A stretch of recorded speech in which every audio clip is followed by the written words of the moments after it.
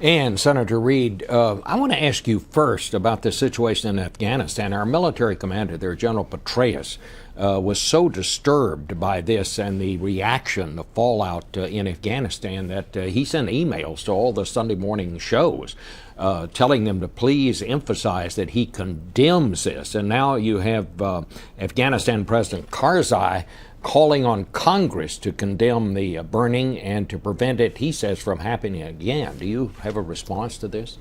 Of course, this man in Florida who burnt the Koran, this was a publicity stunt. Basically had nobody in his church anyway, and this was an effort to get some publicity for him. He got it, but in the process 10, 20 people have been killed. Religious extremism in any form is wrong, and certainly all these deaths is wrong. I'm very, very disappointed that this man who we had some dealings with in January, December, who indicated he wouldn't do anything, and then suddenly, I guess, that publicity had fallen down a little bit, so he decided to do this. It's really too bad, and I think people should understand the consequences of what they do and under the guise of religion. Will you introduce a resolution to condemn this by the Congress, or well, where do you go from here? We'll take a look at this, of course.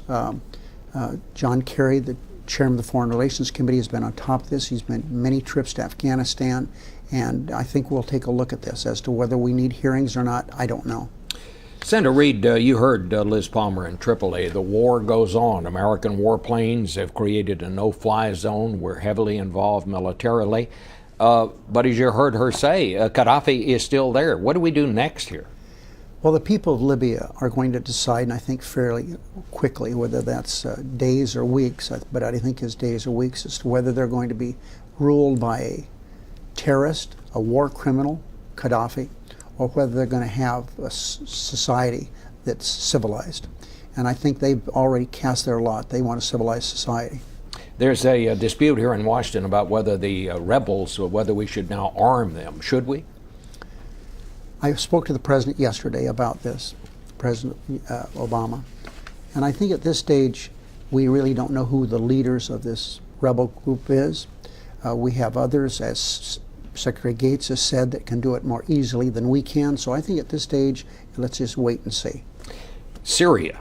This is the big problem. You saw again these demonstrations in Syria. Do you envision the United States becoming involved militarily there? I don't see that.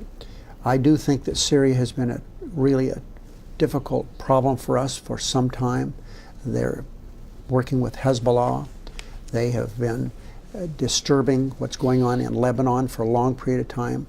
They're in effect a state of Iran. They get their orders from Iran. So this country is not really a country of its own. And I think the sooner there's some stability there, the better off we are. Now, I hope reestablishing a new cabinet will help, but I don't see us getting involved there militarily. Well, let's talk about what's happening here in Washington. Congress, Senator, has been in session since January, and unless you can find some way around it, the government will have to shut down at the end of this week because you can't agree on a budget. Can you avoid a government shutdown? You know, we throw numbers around here, and that's good. We need to do that. But this is more than numbers. This involves people. What they did with H.R. 1, this bill that did such mean-spirited things, not to cut the debt, but send an ideological message. For example, little kids, Head Start. These are the poor little children around the country, little boys and girls who want to get a head start. That is, be able to, when they go to school, learn to read and write and do a little bit of math. The cutting benefits to homeless veterans. Yes. These are the kinds of things that have received a lot of publicity. But can you avoid the government shutting down?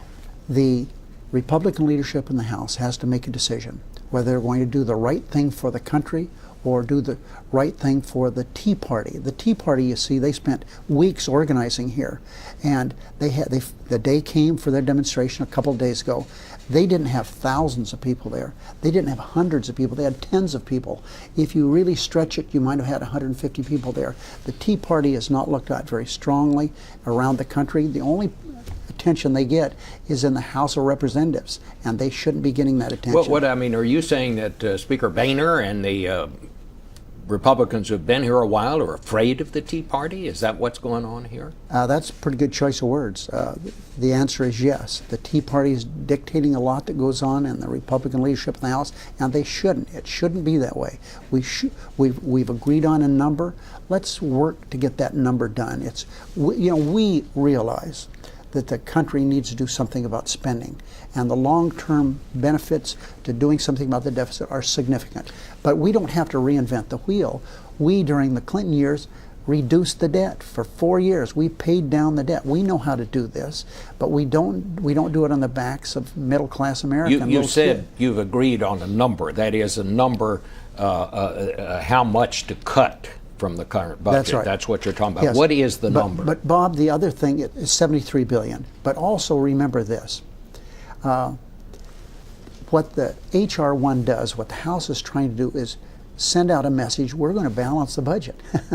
But they're doing it with about 10% of the budget. You can't do that. And these are the domestic discretionary programs.